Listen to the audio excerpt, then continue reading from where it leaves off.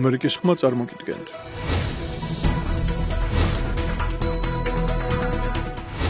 გამარჯობა, თქვენ უყურებთ ამერიკის ხმის ყოველკვირეულ გადაცემას ხედვა ვაშინგტონიდან. მე მარია მუგრეხელიძე ვარ და ამერიკის ხმის გუნდთან ერთად გასული კვირის მნიშვნელოვან თემებზე მომზადებულ მასალებს შემოგთავაზებთ.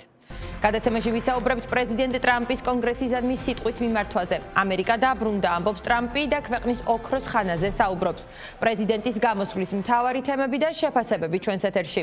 საქართველოს პროტესტმა 100 დღეს გადააჭარბა და გრძელდება. პარლამენტი კი სულ უფრო მეტ შემზღუდავ კანონმდებლობას უჭერს მხარს. ეს აჩვენებს, რომ ხელისუფლება საკუთარ პოზიციებზე მყარად დგას, ამბობს ლორა თორნტონი. ნახეთ ინტერვიუ მაკეინის ინსტიტუტის წარმომადგენელთან. ამ დარბაზში დაუბრუნდი, რათა შეგატყობინოთ, რომ ამერიკის დრო დაბრუნდა. ჩვენი სული, ჩვენი სიამაყე, თავდაჯერება დაბრუნდა. ამერიკული ოცნება წინ მიიწევს და ის უფრო დიდი და უკეთესი ხდება, ვიდრე ოდესმე ყოფილა. ამერიკული ოცნება შეუჩერებელია. ასე დაიწყო ამერიკის პრეზიდენტმა დონალდ ტრამპმა კონგრესის გაერთიანებული სხდომისადმი მიმართვა. ტრამპმა ამერიკელებს პრეზიდენტობის 6 კვირის განმავლობაში გადადგმული ნაბიჯები გააცნო. სამომავლო გეგმებზეც ისაუბრა და შიდა პოლიტიკის პრიორიტეტებსაც კიდევ ერთხელ ყველაზე მასშტაბური აუდიტორიის წინაშე გაუსვა ხაზი. ეკა მაღალდაძე ამბობთ ამერიკის პრეზიდენტის ქვეყნის ისტორიაში ყველაზე ხანგრძლივი სიტყვით გამოსვლის მთავარ გზავნილებსა და შეფასებებზე.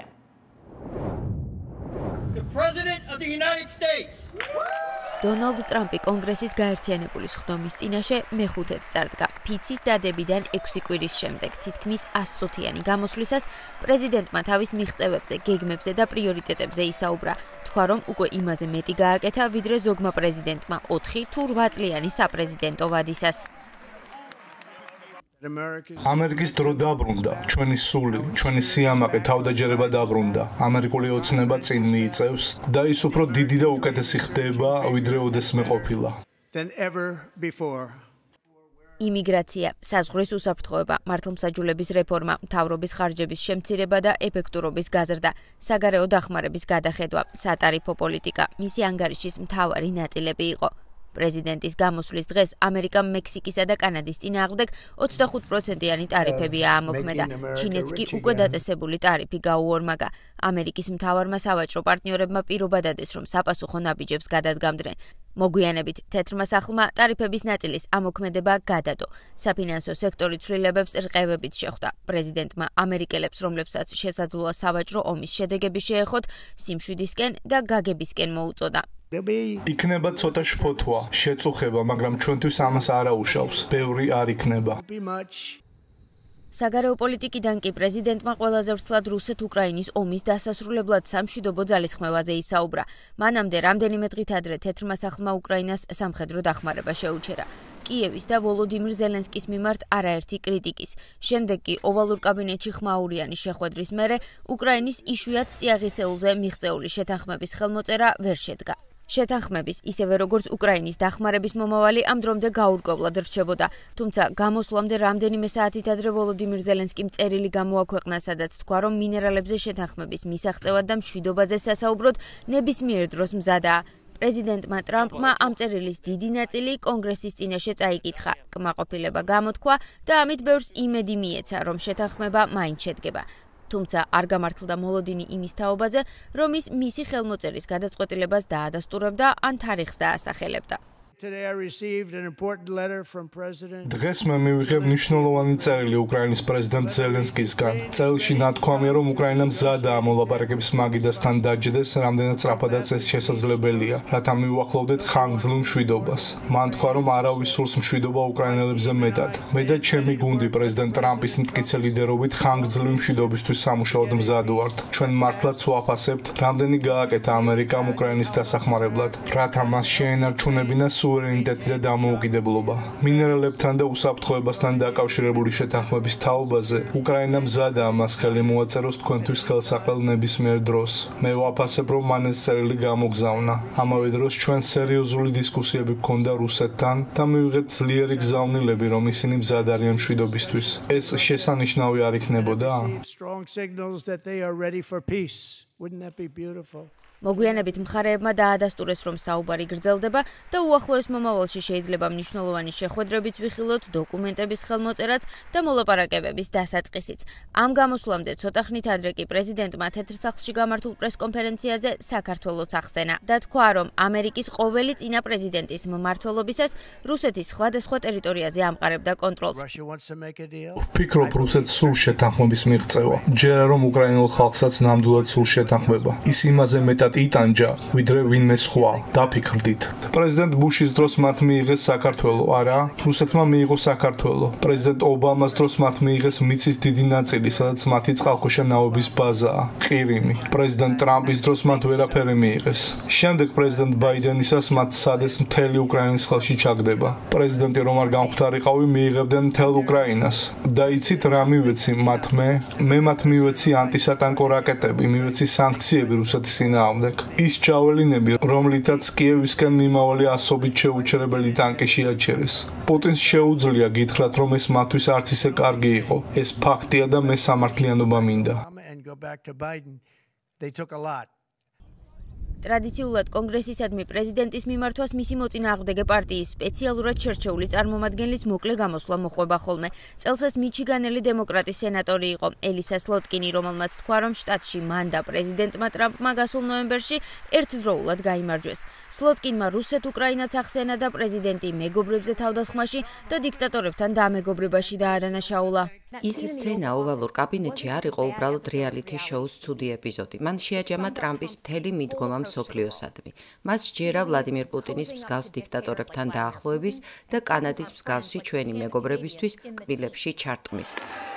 თუმცა პრეზიდენტის მიმართვის დაწყებიდან 5 წუთზე ნაკლებ დროში მქუხარე აპლოდისმენტების პარალელურად მას სიტყვა დემოკრატების პროტესტმა შეაწყვეტინა.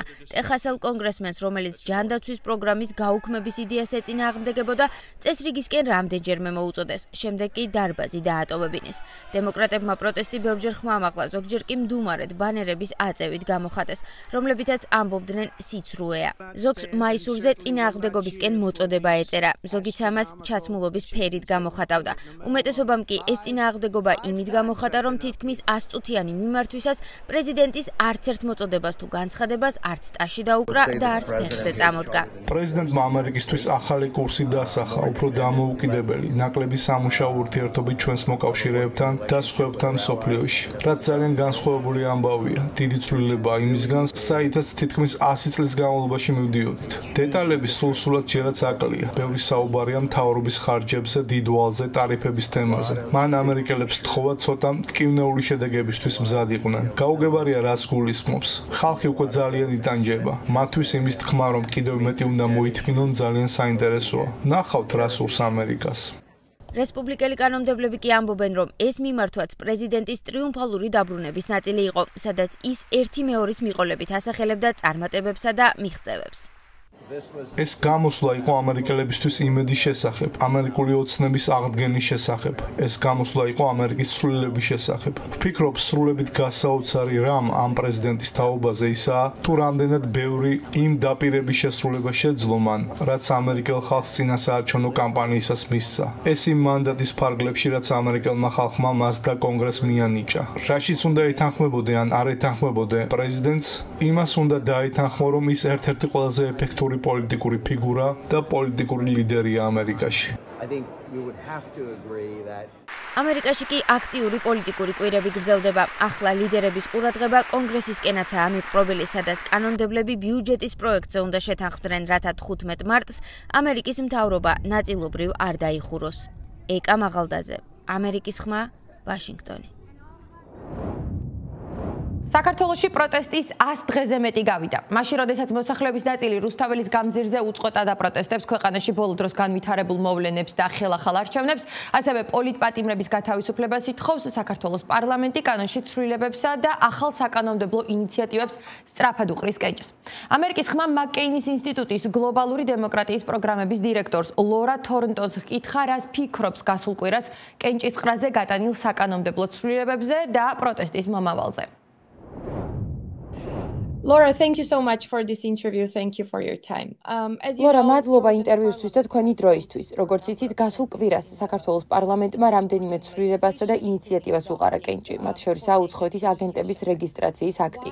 მაშინ, როდესაც საზოგადოების ნაწილი და ოპოზიცია შიშობს, რომ მთავრობა ამას პოლიტიკური ოპონენტების წინააღმდეგ გამოიყენებს და მის ხელში კიდევ ერთი იარაღად იქცევა, მთავრობა ამბობს, რომ ეს ამერიკული ფარას სიტყვა-სიტყვის თარგმანია, ამბობენ, რომ თუ ამერიკელ ხალხს აქვს თავდაცვის უფლება, მაშინ ქართველებსაც უნდა ჰქონდეთ ეს შესაძლებლობა. რა სიტყვით ამაზე? To defend themselves, then so do Georgians. What's your take on that? Yeah, I mean, they said this before when they were introducing the foreign agents. მათ ეს ადრეც თქვეს, როცა უცხოური აგენტების კანონი შემოიღეს, რომ ის ამერიკულ ფარას ეფუძნებოდა. თუმცა ეს რომ ასე არ იყო, რამდენჯერმე უკვე ითქვა. არის რამდენიმე რამ, რაც განსხვავებულია. უპირველეს ყოვლისა, საგანმანათლებლო საქმიანობისთვის, რელიგიური საქმიანობისთვის გამონაკლისები და ასე შემდეგ. მაგრამ რაც მთავარია, ფარა შეიქმნა მეორე მსოფლიო ომის კონტექსტში. ის შეიქმნა იმისთვის, რომ თვალყური გვედევნებინა და თავიდან აგვეცილებინა ჩვენი მოწინააღმდეგეების მიერ ჩვენს დემოკრატიასა და ჩვენს პოლიტიკურ პროცესებში ჩარევა, რათა მათი ქმედებების გამჭვირვალობა უზრუნველყოფილიყო და გვცოდნოდა, ვინ იყო მოწინააღმდეგის აგენტი. ის არ გამოიყენებოდა ჩვენი მოკავშირეების ან მოკავშირე ორგანიზაციების წარმომადგენელთა დასასჯელად. ასე რომ, როდესაც ქართული ოცნება ამ ტერმინებით საუბრობს, დე-ფაქტოდ ამბობს, რომ ისეთი ქვეყნები, რომლებიც მხარს უჭერენ ქართულ სამოქალაქო საზოგადოებას, რომლებიც ძირითადად ევროკავშირის და ნატოს ქვეყნებია, როგორიცაა შეერთებული შტატები, ისინი როგორღაც საქართველოს მოწინააღმდეგეები არიან, რომ ისინი უცხო მთავრობის ინტერესებს ატარებენ. კარგად ვიცით, რომ საქართველოში სამოქალაქო საზოგადოების ან დამოუკიდებელი მედიის დაფინანსება არ ემსახურება უცხო ხელისუფლების ინტერესებს. ის რომელიმე კონკრეტული მთავრობის ინტერესებს არ ემსახურება. ის მხარს უჭერს დემოკრატიასა და სწორ მმართველობას, საზოგადოებრივ ჯანდაცვას, განათლებასა და სხვა მსგავს სფეროებს. ასე რომ ეს უკვე ქართული ოცნების მხრიდან ხშირად გამოყენებული მოძველებული ნარატივია. And public health and education and other things in the country. So this is just an old trope that Georgian Dream has said many times before. Another initiative parliament voted for is კიდევ ერთი, რასაც საქართველოს პარლამენტმა კენჭი უყარა, სისხლის სამართლის კოდექსში სამშობლოს ღალატის მუხლის დაბრუნებაა. საინტერესო აქ ისაა, რომ ის, რაც სამშობლოს ღალატად შეიძლება ჩაითვალოს, ის მუხლები უკვე ისედაც დასჭადია საქართველოს კანონმდებლობით. როგორ ფიქრობთ, რატომ დასჭერდა საქართველოს მთავრობას, რომ ეს კონკრეტული მუხლი დაებრუნებინა? So why do you think that Georgian government needed to bring this particular article back? I can only speculate, but I mean, like other, შემიძლია მხოლოდ ვივარაუდო, თუმცა ისევე როგორც მსოფლიოს სხვა ანტიდემოკრატიული მთავრობები საქართველოს ხელისუფლებასაც სურს, რაც შეიძლება მეტი კანონი იყოს მათ ხელში, რომლებიც თავიანთი მოწინააღმდეგეების წინააღმდეგ შეუძლიათ გამოიყენონ. როდესაც ისინი უცხოეთის აგენტების კანონის წარდგენაზე მუშაობდნენ, მაშინაც კი ჰქონდათ სხვა იურიდიული შესაძლებლობა, რომ სამოქალაქო საზოგადოება დაესაჯათ, მაგალითად საგადასახადო კანონმდებლობით და ასე შემდეგ. თუმცა ღალატი საკმაოდ მოსახერხებელი ტერმინია ბევრი ბრალდების გასაერთიანებლად.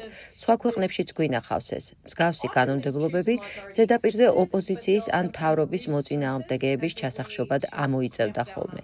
იმის გამო, რომ ღალატის განმარტება შეიძლება ძალიან რთული იყოს, ხშირად ასეთი კანონმდებლობები საკმარისად ბუნდოვანია, რომ მთავრობებს საშუალება მისცეს ის სადამსჯელოდ გამოიყენოს კონკრეტული დამადასტურებელი მტკიცებულებების გარეშე. ძალიან ნათელია, რომ ქართული ოცნება ცდილობს გააფართოვოს თავის ხელთ არსებული იურიდიული შესაძლებლობები, რომ დემონსტრანტების, სამოქალაქო საზოგადოების, დამოუკიდებელი მედიის წინააღმდეგ წავიდეს. Of legal tools that they can use to go after protesters, to go after civil society, to go after watchdogs, and importantly, to go after independent media. You mentioned media. Another change is going to be the law about თქვენ ახლა მედია ახსენეთ. კიდევ ერთი ცვლილება, რომელსაც ველით მედიის შესახებ კანონი იქნება. ეს კანონი არა მხოლოდ განსაზღვრავს, რისი თქმა შეიძლება ან არ შეიძლება მედიისთვის, არამედ მას უცხოეთიდან თუ საერთაშორისო ორგანიზაციებიდან ნებისმიერი ფორმით დაფინანსების მიღებასაც უკრძალავს. თვლით თუ არა, რომ ეს ხელისუფლების მხრიდან დამოუკიდებელი მედიის გაჩუმების კიდევ ერთი გზაა და როგორ გესახებათ ამ პირობებში მომავალი პერსპექტივა? What could be the perspectives of going forward? I'm really worried about that. Of course, I agree. I think it's obvious. ამაზე ნამდვილად ძალიან მღელავ და რა თქმა უნდა ვეთანხმები, რომ ხელისუფლება თავისუფალ მედიას ზღუდავს. Ფიქრობ ნათელია, რომ ესაა თავისუფალ დამოუკიდებელ მედიაზე თავდასხმა. ქართულმა ოცნებამ ძალიან ეფექტურად ჩაიგდო სახელმწიფო ხელში. მათ ყავთ საკუთარი პრეზიდენტი და პარლამენტი, რომლებიც ჩემი აზრით არალეგიტიმურია. ძალაუფლების აბსოლუტურად ყველა შრე საკანონმდებლო ხელისუფლების ჩათვლით მათ ხელშია. დემოკრატიის ბოლო ბასტიონები ახლა მედია და სამოქალაქო საზოგადოებაა. ეს უკვე კარგად ცნობილი სცენარია და ის გვინახავს მაგალითად უნგრეთში, რომ აღარაფერი ვთქვათ პუტინზე, რომელმაც რუსეთში რამდენიმე ისეთი კანონი დააინიცირა, რაც ძალიან ჰგავს იმას, რაც საქართველოში ხდება. Ფიქრობ დამატებით პრობლემას ქმნის ის, რომ ზოგიერთი საერთაშორისო ორგანიზაცია, რომლებიც საქართველოში მოქმედებს, ახლა გაქრა. ასე რომ ვფიქრობ სამომავლოდ საკმაოდ დიდი გამოწვევა იქნება არა მარტო კანონმდებლობა, რომელიც საგარეო დაფინანსებას გრძალავს, არამედ ისიც, რომ ქვეყანაში, რომელიც მდიდარი არაა, როგორ უნდა მივიდნენ მედიები ადგილობრივ დონორებთან, როგორ შეიძლება საზოგადოებრივი სუბსიდირების ორგანიზება მოხდეს და ასე შემდეგ. ვფიქრობ, ბევრ მედია საშუალებას და ჟურნალისტს დაფინანსების ადგილობრივად მონახვა მოუწევს და ეს საკმაოდ რთული საქმე იქნება. So I think in different media outlets and different journalists are going to have to really look locally to try to find support, and that will be challenging. As you know, Baltic countries imposed. როგორც იცით, ბალტიის ქვეყნებმა გასულ კვირას ქართველ მაღალჩინოსნებს დამატებითი სანქციები დაუწესეს. არსებობს ინფორმაცია, რომ შეიძლება კიდევ მეტი სანქციაც მოდიოდეს ევროკავშირისგან, თუმცა იტყოდით, რომ ეს სანქციები ეფექტიანია. ხელისუფლების ნარატივსა და ქმედებებში არაფერი შეცვლილა. ქუჩის პროტესტიც კვლავ გრძელდება და მისი მთავარი მიზნები, ხელახალი არჩევნები და პოლიტპატიმრების გათავისუფლება კვლავ მიუღწეველია. Objective of this protest, which is new elections and release of political prisoners, is still there, is still on the agenda, right? Yeah, I mean, I think we have done, I mean, the United States has sanctions. ჩვენ ამერიკამ სანქციები დაუწესეთ ივანიშვილს. საუბარია ფინანსურ სანქციებზე, სავიზო შეზღუდვებზე და იგივე გააკეთა რამდენიმე ევროპულმა ქვეყანამაც. თუმცა მიჩნდება განცდა, რომ ქართული ოცნება საკმაოდ მყარად დგას. როგორც თქვენ თქვით, ჯერ არ გვინახავს, რომ ამ სანქციებს მათ გათვლებში რაიმე მნიშვნელოვნად შეეცვალა. შესაძლოა მეტმა ფინანსურმა სანქციამ იმოქმედოს, თუ კი მეტი ევროპული ქვეყანა დათანხმდება ამას. ბევრ ქვეყანაზეა მკაცრი სასანქციო რეჟიმები დაწესებული, მაგრამ ისინი ყოველთვის არ მუშაობს. ამის მაგალითია ვენესუელა. მინდა რომ სანქციებმა იმუშაოს, მაგრამ ხანდახან თავრობის განზრახვა ძალიან ძლიერია. რაც შეეხება პროტესტს, ვფიქრობ ახლა ჩიხში ვართ. მომიტინგეები ძალიან ძლიერები და მტკიცეები არიან, მაგრამ რეჟიმიც მტკიცე და გამძლე გამოდგა.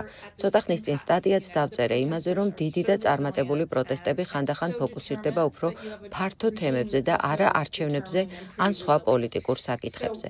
მათ ხშირად უწევთ, ასე ვთქვათ, ხიდის გადაკვეთა და უფრო ყოველდღიურ თემებზე ფოკუსირება, მაგალითად ეკონომიკაზე, კორუფციაზე, რათა უფრო მასობრივი მხარდაჭერა მიიღონ. ვიცი, რომ ქართველმა მომიტინგეებმა ნამდვილად დაიწყეს ამ მიმართულებით მუშაობა, რათა მეტი ჩართულობა მიიღონ თბილისის გარეთ, საქართველოს სხვა ნაწილებში საპროტესტო მოძრაობაში და ეს მართლაც მნიშვნელოვანია. ასევე ის, რაც სხვა ქვეყნებში გვინახავს და ეფექტიანი იყო რეჟიმზე ზეწოლისთვის, ესაა მასობრივი გაფიცვა, ქვეყნის ერთგვარად დახურვა, სამსახურში წასვლაზე უარის თქმა, განსაკუთრებით კი საჯარო სექტორში. თქვათ ავტობუსების მძღოლების, დამსუფთავებლების მიერ სამსახურში მისვლაზე უარის თქმა. თუმცა ასეთი მასშტაბური ნამდვილი ეროვნული გაფიცვის მობილიზება ძალიან რთულია, რადგან ამ დროს ამ ადამიანების ცხოვრება დევს სასწორზე და ამის გაწირვა ძალიან ძნელია.